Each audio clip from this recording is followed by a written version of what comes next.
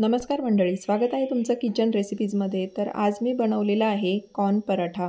Corn paratha म्हटलं तर अगदीच रुचकर पौष्टिक असा नाश्त्याचा पदार्थ आपण हा बनवू शकतो आणि हलक्या जेवणासाठी देखील आपण ही रेसिपी बनवू शकतो। अगदी घरच्या साहित्यात बनणारी आणि कमी वेळेत बनणारी ही रेसिपी आहे। चला तर आपण रेसिपीला सुरुवात करूया। तर इथे मी गव्हाचं पीठ वापरलेलं आहे कॉर्न पराठा बनवण्यासाठी। जशी आपण चपातीसाठी कणिक मळून घेतो त्याच पद्धतीनं ही कणिक मी मळून घेणार आहे। तर 3 कप इतकं मी इथे गव्हाचं पीठ घेतलेलं आहे आणि चवीपुरतं या पिठामध्ये मीठ टाकून घेतलं आणि त्यानंतर पिठामध्ये मीठ व्यवस्थित एकत्र करून घेतलं आणि याचा घट्टसर असा मी गोळा बनवून घेणार आहे। पीठ मळून झाल्यानंतर एकीकडे कॉर्न मी बॉईल करायला ठेवणार आहे। तर इथे एका टोपामध्ये पाणी गरम करायला ठेवलं आणि त्यामध्ये मीठ टाकून घेतलं। पाण्याला चांगली उकळी आल्यानंतर यामध्ये कॉर्न टाकून घेतले। अगदी 4 ते 5 मिनिटांसाठी हे कॉर्न असे बॉईल करून घ्यायचे आणि त्यानंतर लगेचच या चाळणीमध्ये मी हे निथळून घेतले आहे आणि या चॉपरमध्ये आता बारीक असे चॉप करून घेणार आहे आणि सोबतच 12 ते 15 इतक्या लसणाच्या पाकळ्या मी इथे टाकून घेतलंय आणि दोन्ही एकत्र असे चॉप करून घ्यायचे। अगदी बारीकसर असे हे चॉप करून घ्यायचे। आता हे जर तुम्ही मिक्सरमध्ये फिरवाल तर याला ना भरपूर पाणी सुटण्याची शक्यता असते, त्यामुळे या पद्धतीने असं चॉपच हे करून घ्यायचं।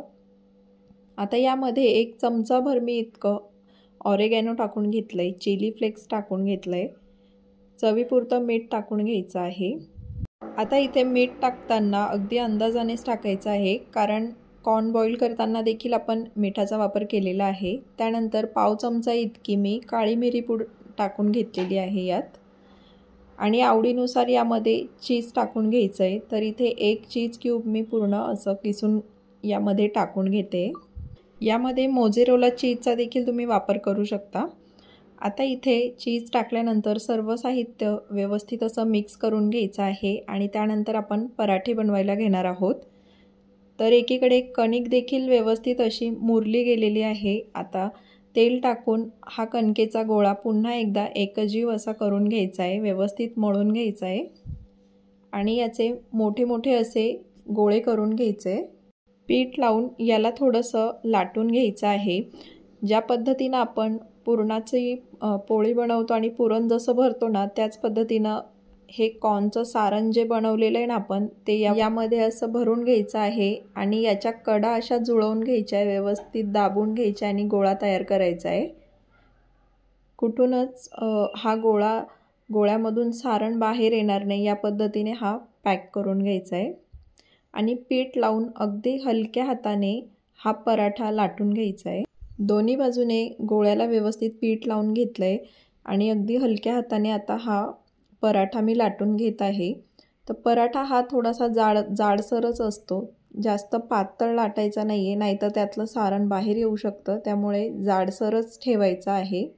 इथे संपूर्ण पराठा आता लाटून झालेला आहे। एकीकडे मी तवा देखील गॅसवर ठेवलेला आहे, तर तवा देखील गरम झालेला आहे आणि हा पराठा बघा या पद्धतीने ना एवढा जाड मी लाटलेला आहे आणि आता तेलात किंवा तुपात हा पराठा मस्त दोन्ही साईडने खरपूस असा मी भाजून घेते।